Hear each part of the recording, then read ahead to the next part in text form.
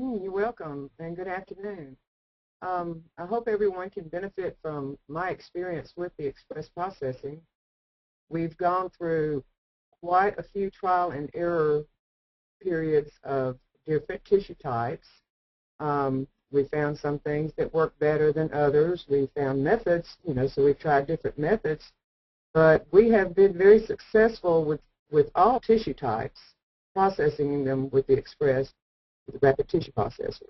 Um, At first, we were very reluctant about, breast, fatty specimens. And, of course, we're regulated on fixation times with our breasts, so it was kind of difficult to process those anyway.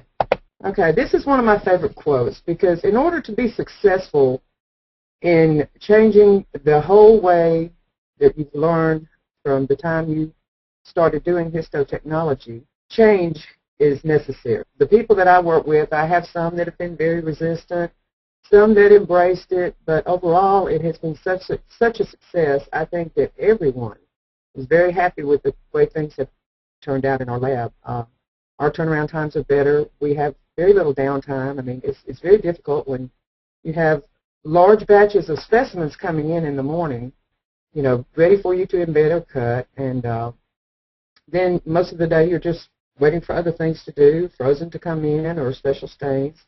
But we turned our deficiency at our lab into an efficiency.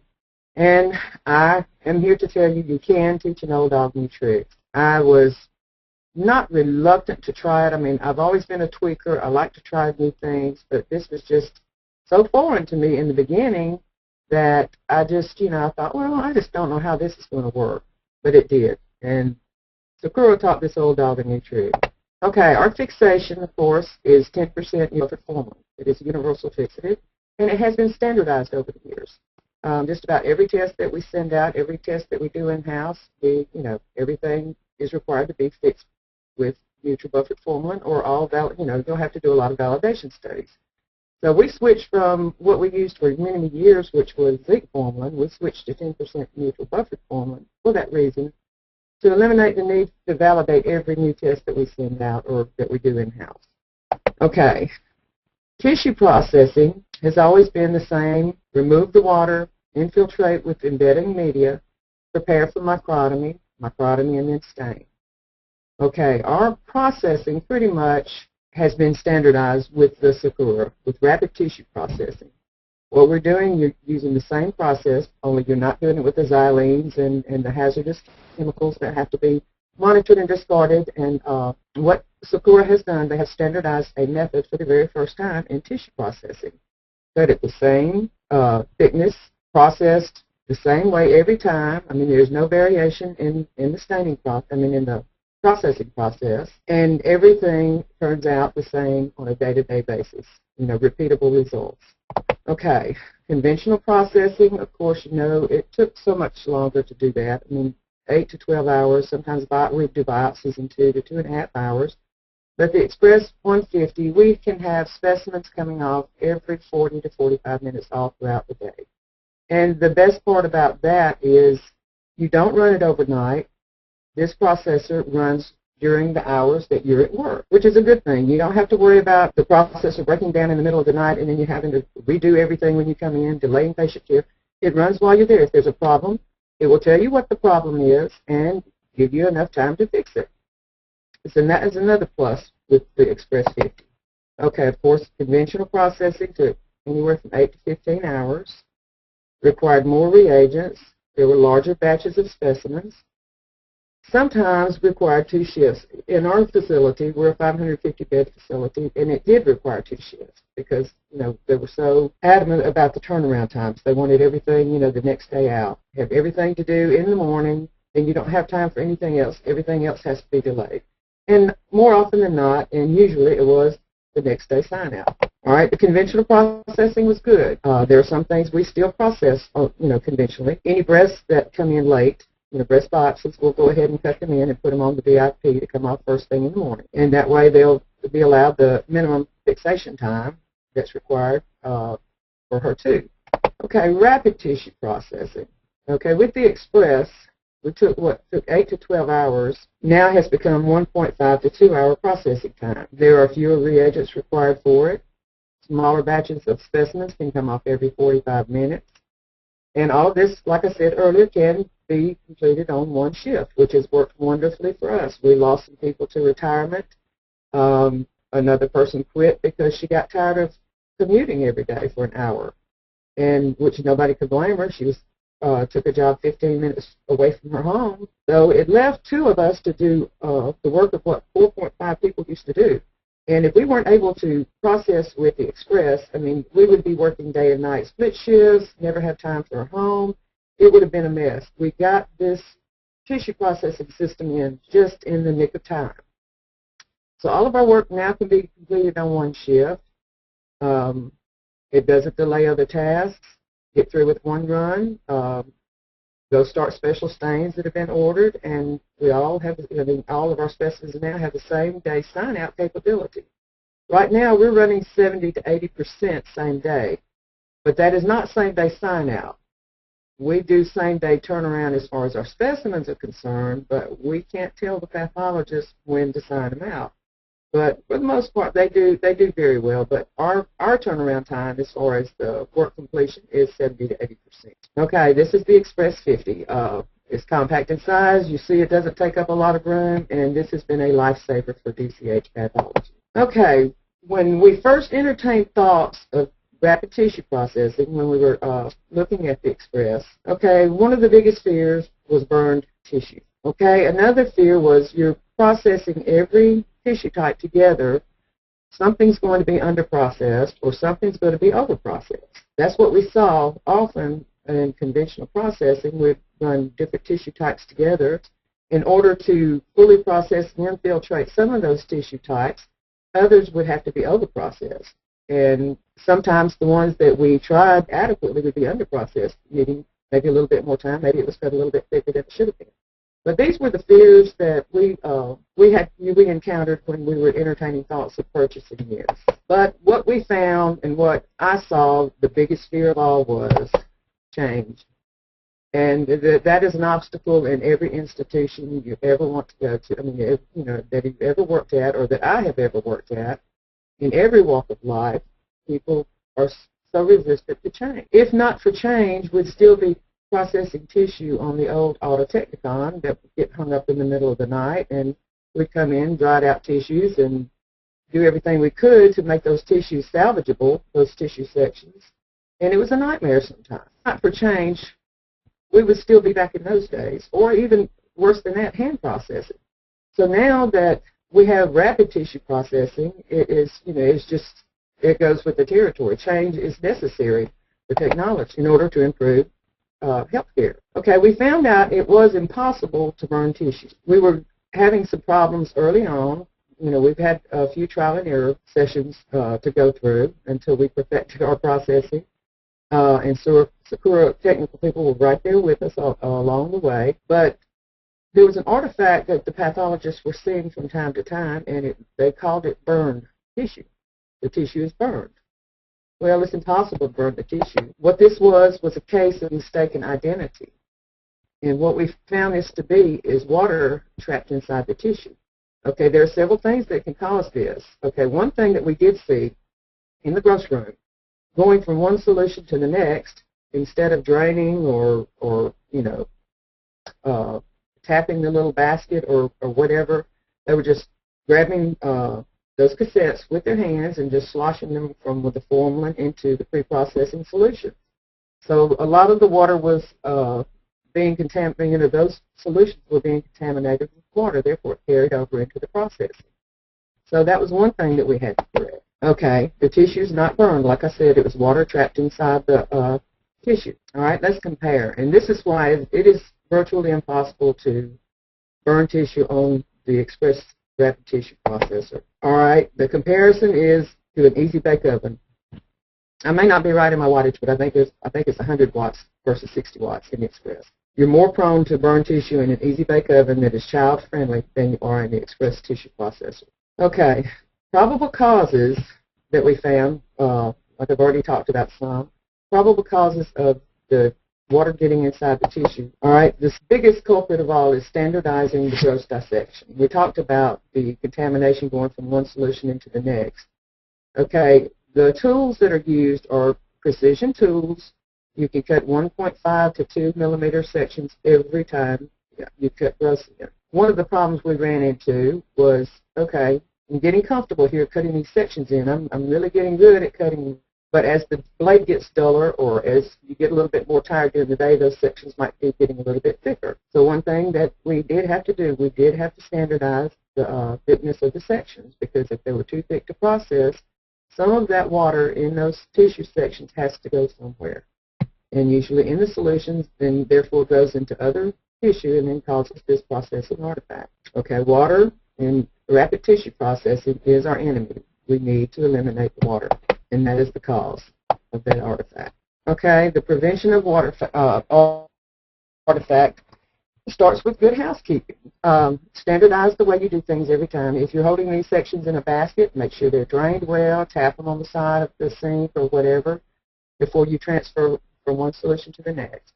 That's very important, and keeping those solutions changed and clean, that's another, that we found. You're saying, well, I was just trying to conserve the solutions. I know they're expensive. This is what our grocery system said.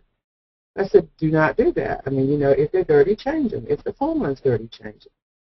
So, she got used to doing that, and, things went well for the grocery room. Okay, standardization in the grocery room. All right, what we talked about was cut sections to standardized thickness, change the pre-processing solutions frequently, and allow sections to remain in pre-processing solutions the correct amount of time. Cutting sections to the standardized thickness. This is very important in rapid tissue processing. Our PA made a commitment with us when we did decide to purchase this system. He knew that would be a change for him, how he cut those sections in, and he knew that the biggest change was going to be through him, and the biggest commitment had to come from him because he had to change the way he did things. These are our processing reagents. This is what we use on the machine. Okay, I don't have a comparison picture for the old VIP, but that I think there's like 16 little stations for reagents. We've got formalin, alcohols, xylene, and formalin, alcohols, and xylene. And these are the only two reagents. One is paraffin, and the other is processing reagent. And these are the only two solutions you use on the processor. So it takes a lot less time. It takes about 5 minutes to change it out. Okay, changing reagents as required. I'm not sure the number, but I think it's something 600 to 800 tissue cassettes can run through there without it being changed. I may be wrong. What we do, we just change it every other day on the third day. And that way, if we get used to it, just got into a system doing that instead of trying to keep up with how many cassettes go through there. But in the software with the Express, you can keep up with the tissue sections. You program that in, how many cassettes are in the basket as you load it, and it will keep up with it for you. But, we forget to program in how many and then forget to count how many cassettes are in the basket and then wait till they come out and get the final count on them. So we just decided it was better just to change it on the third day. But whatever works in your situation. Okay, the next thing we want to talk about is microtomy. Okay, I found this picture of an antiquated microtome on eBay, and here it is compared to our new microtomes. But I don't know of anybody that ever cut on one of those things. It's from the 1800s. I don't know if any ever carried over into the 20th century or not.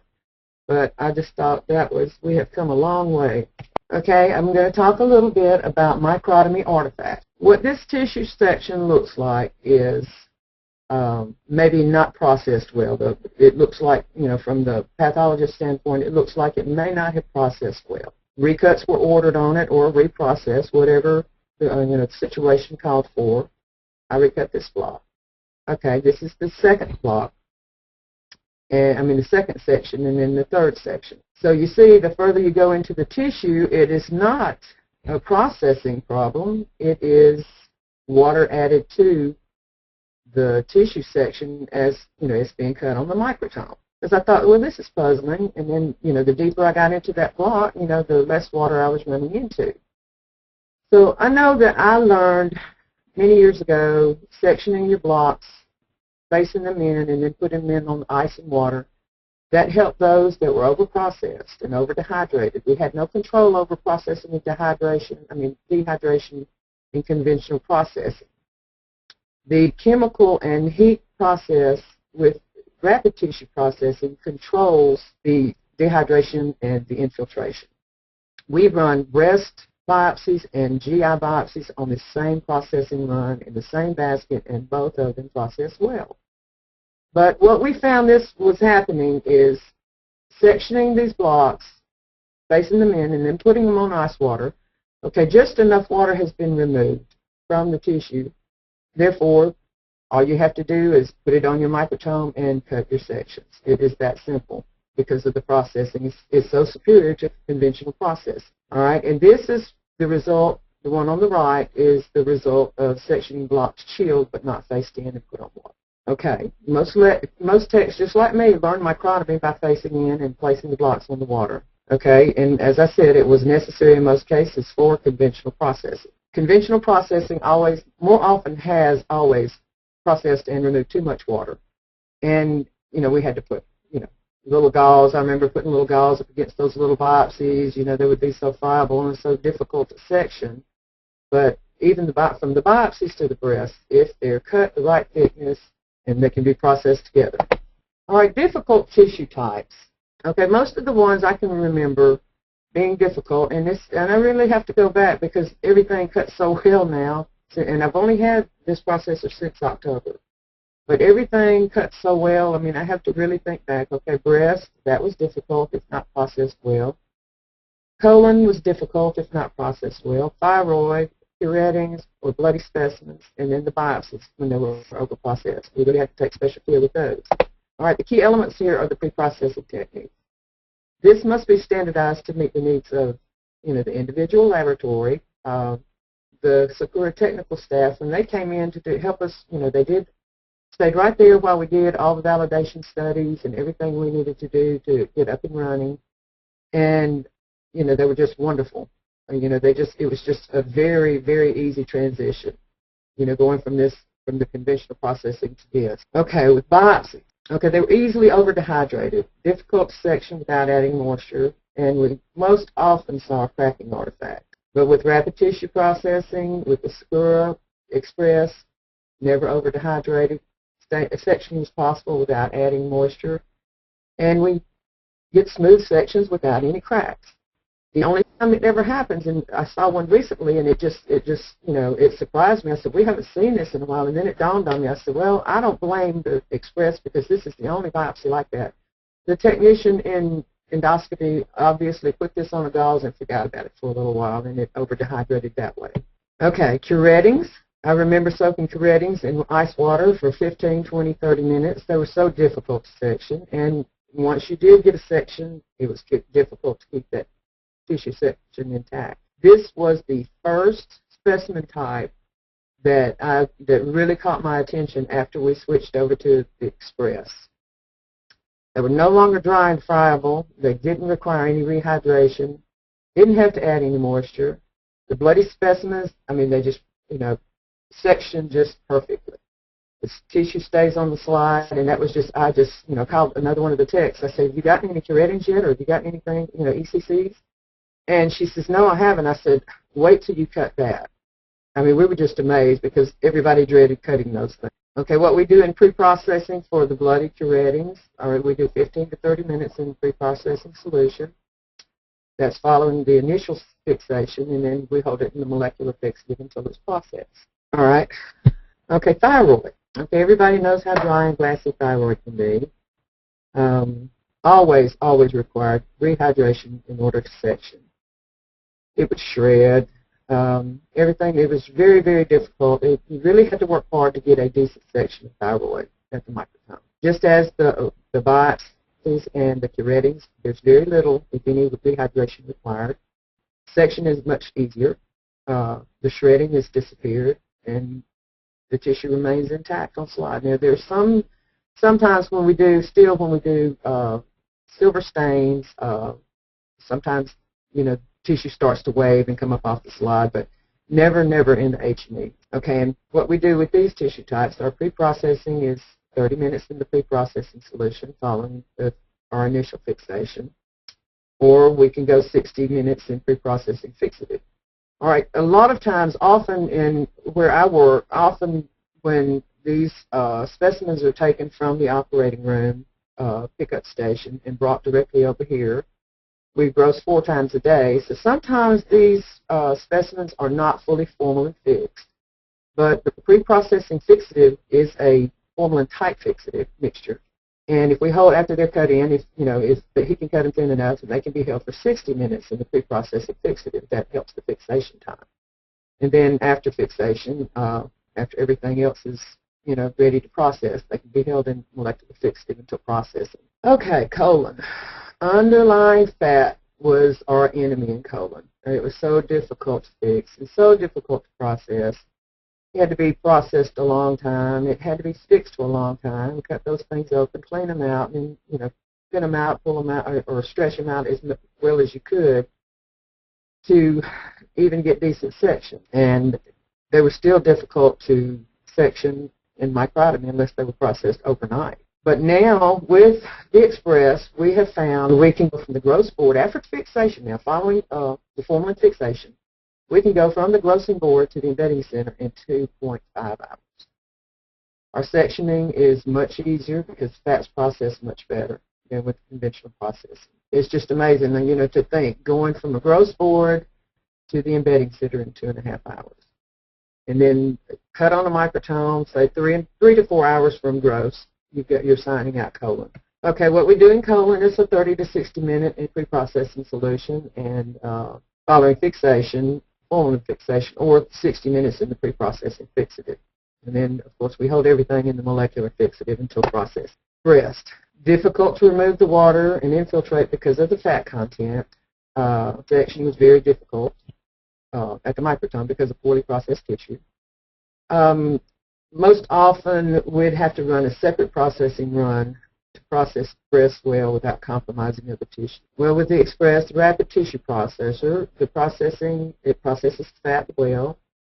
After our regulated formalin fixation time, slides can be on the pathologist's desk in 3 to 3.5 hours from gross. And we do have to fix a minimum of 6 hours. But what our pathologists do, as soon as they're excised in the operating room, they go ahead, the breast biopsies that are not the core biopsies, they will go ahead and slice them up somewhat so that they can fix, and then we can go ahead and run them after 6-hour fixation. What we do with our breast, the pre-processing, is 30 to 60 minutes following the required fixation time, and it can be held in the molecular fixative until processed. But our pre-processing fixative is eliminated because of our breast fixation requirements, our regulations on breast fixation. The difference it has made is just, I saw what happened in our facility. We went from 4.5 techs down to 2 techs, and we could not have done it. If we had to depend on conventional tissue processing, we would not have been able to make it. Both of us would be running screening. But the tissue sections, the specimen types that we were in fear of, we had our trials and errors, and we pretty much standardized the way we do everything, and everything except breast biopsies or fixation regulations do go on the Express processor during the day. And like I said, we have a 70 to 80% same-day turnaround in histology. We can't speak for the pathologists. It's up to them when they want to sign them out. But a lot of them they do during same-day turnaround. All right, I'm a little bit early. I think instead of 45 minutes, we've been 30 minutes. But if anybody would like to ask any questions. Thank you, Phyllis. We do have a couple of questions. Okay. The first one is from Terry Williams, and she says that they work in a derm lab and find the need to soak the blocks with wet gauze or on ice to get our sections. Plus, we cut them at 3 microns, but we do not soak on water for a long time. Okay, skin, I should have covered some about it. I have found the big wide excisions from those down to the little tiny skin biopsies that are sectioned. We can process them together. I mean, there's no need to add any moisture at all whatsoever. And it amazed me. When I first started doing this, I've gotten used to it, but I'm just, in the beginning, I just shook my head. I said, we're doing colon, we're doing GI biopsies, we're doing skins, and not having to reintroduce moisture into them in order to get sections at the microtome. And it's amazing to me. It's just a wonderful standardization tool that we can do everything the same way, and it has been it's made our life very easy as far as microtomy. It has made our life very easy. Thank you. The second question is the cost of the instrument, which I can give list price for the instruments, but you can definitely talk to your local area sales managers for better pricing, or if you have any special pricing. List cost for the X50 is $120,000, and they want to just know your operating cost, Phyllis. Our operating cost is probably, I don't even know, and I don't even. Yeah, my director would probably have those answers because he is the money man. I'm really the technical person, and I know I probably heard those numbers, but our operating costs nowhere near what they were when we had 4.5 techs. I mean, we have 3 techs now, and with the processing, and this system is not designed to eliminate positions. We had 2 retirees, and then we had another person that left, for good reason. And it did come down to 2 people. Now we're back up to 3 techs. We're still short 1 tech, 1.5 techs, but I don't know that we're going to be able to find anybody. But in saying this, after we got the tissue processor, losing the techs, it was pretty much paid for itself as far as the turnaround time. And, now that we've got 3 techs, eliminating the overtime that it was taking to operate, from, we start at 6:30 in the morning, and the last tech leaves at 6:30, and then we've got 1 in between.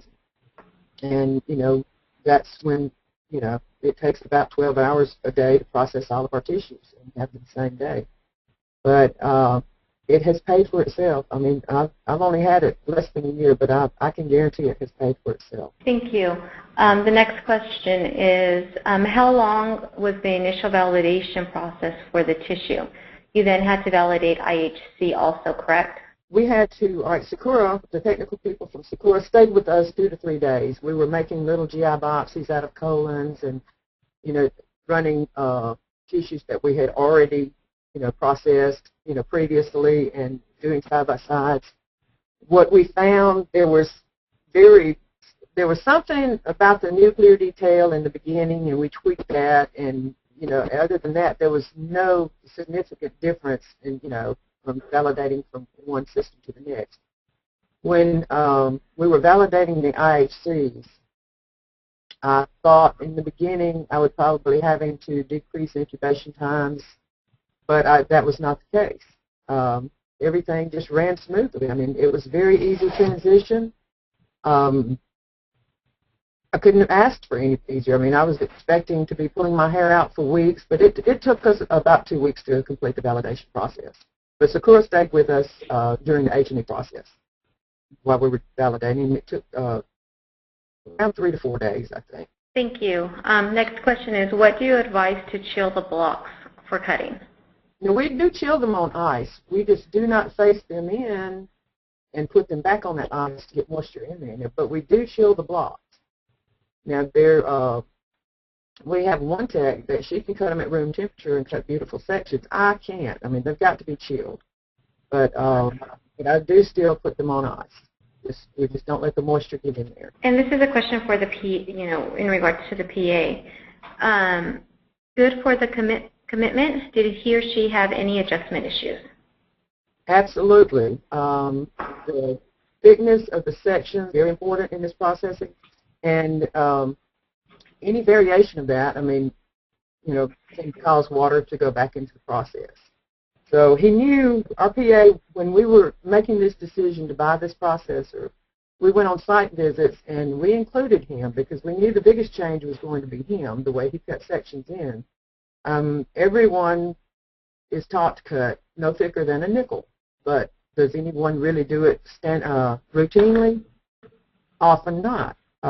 Some things are more difficult, and like I said, the more you're sitting there grossing or standing there grossing, cutting sections in, the knife will get duller and inadvertently cause a thicker section. But with the sectioning tools, it's impossible to cut sections more thicker than what they should be.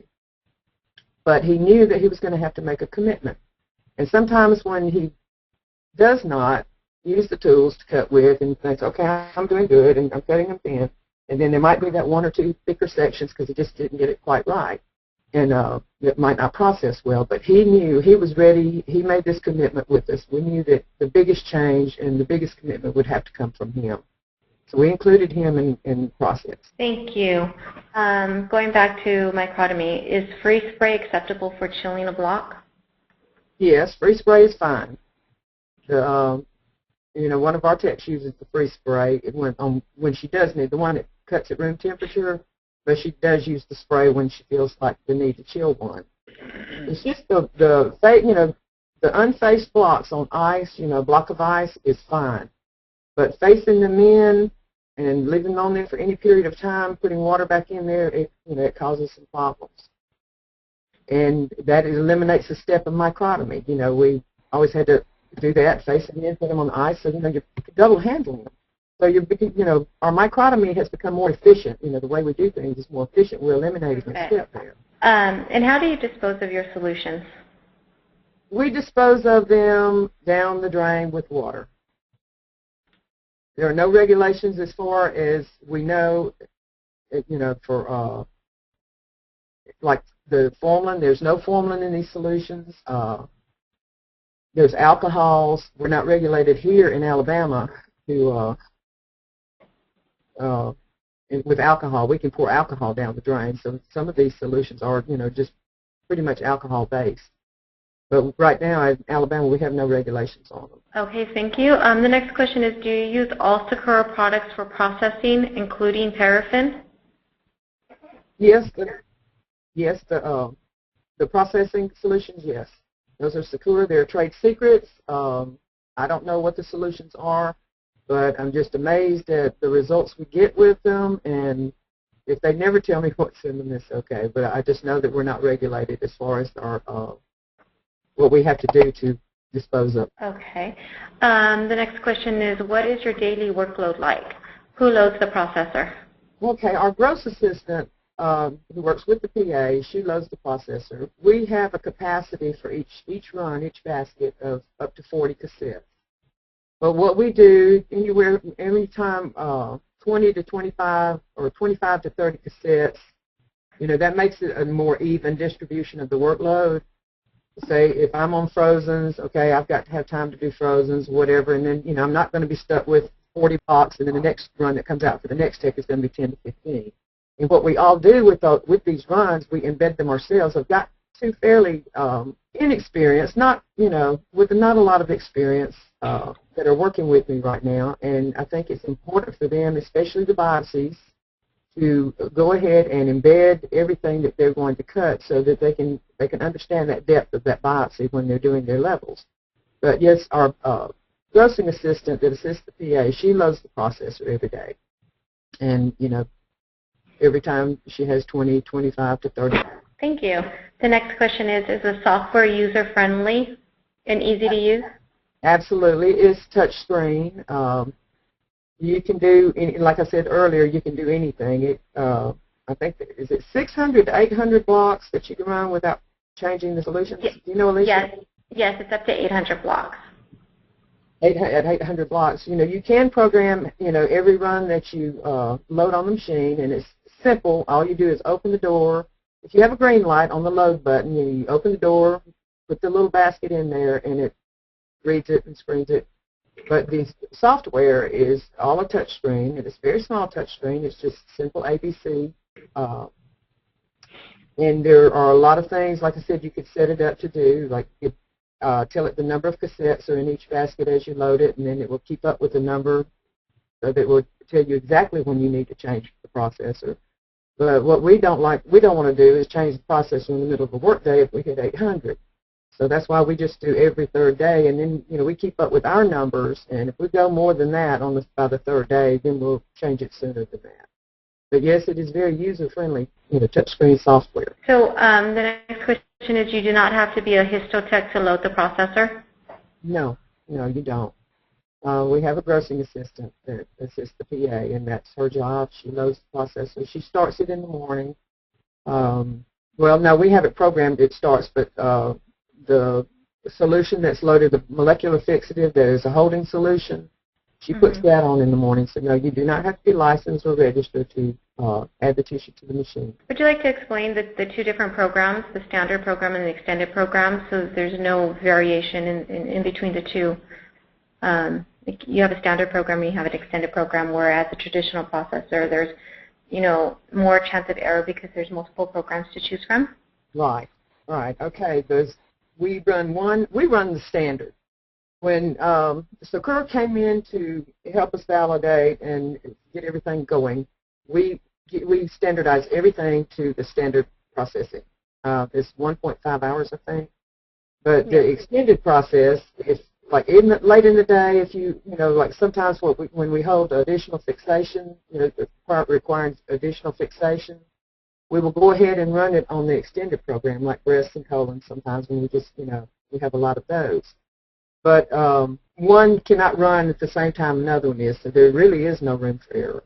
We experience homogenization of nuclear detail smudging, best I can describe, thinking it was due to poor dehydration or heat artifact.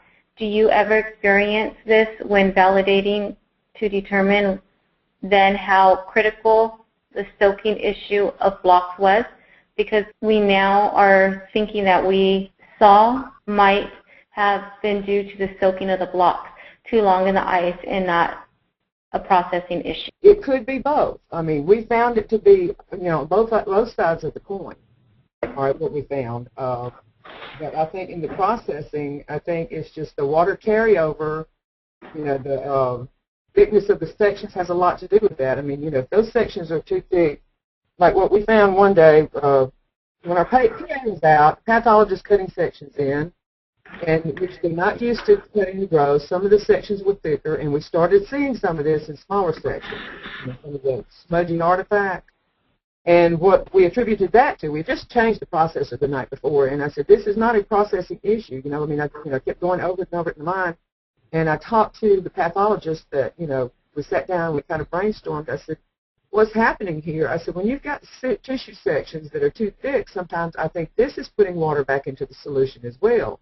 Because we cleaned up in the gross room, we changed those out frequently, we changed the processing solutions frequently on the processor, like we're supposed to. But I'm thinking now, and when those sections are thick, that water has to go somewhere, and it gets trapped in other sections. It contaminates. Does that answer your question? Hopefully. The next question is there more of a chance of tissue shrinking in the block with the method of tissue processing? I have not found that to be the case. Now, we've had it since October. There are times that we have to go back and pull older cases, and, I have not noticed any. Sometimes there are those that are around for a long time, second opinions, and, I had to go and pull a case yesterday that was about 4 months old to send out for a consult, and send out for a second opinion or something, or somebody who knew it was going to another doctor somewhere else. But those things were about 6 months old, and I did not notice any shrinking in those yesterday. That was from 6 months ago. But we've had it less than a year, and nothing I've seen so far has caused any problems as far as our archival blocks. Thank you, Phyllis. If anybody has any other questions at this point, I would like for you to go ahead and get those answered.